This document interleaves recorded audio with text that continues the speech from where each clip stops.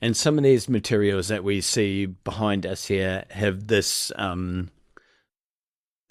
aspect that we call a control of errors, Yep. which tells the children a message. Can explain to us why we have a control of error as opposed to a teacher that comes along and tell us all of our mistakes. So you might have been in a classroom when you were young and that you would have presented some material and then the material came back with red crosses over it, or maybe even somebody was cross with you and came up and told you that that wasn't the appropriate thing to do. You're very reliant on that teacher to give you the feedback.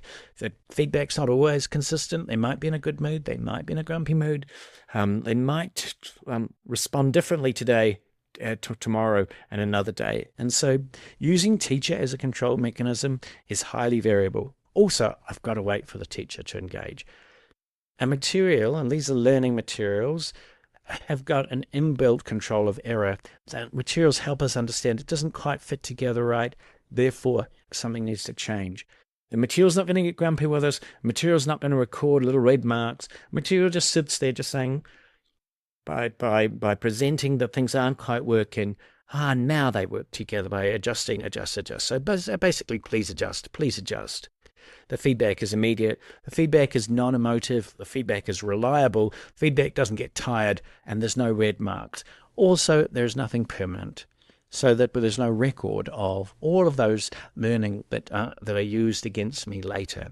So this inbuilt control of error or friendliness with error or these mistakes that are kind of built into the program.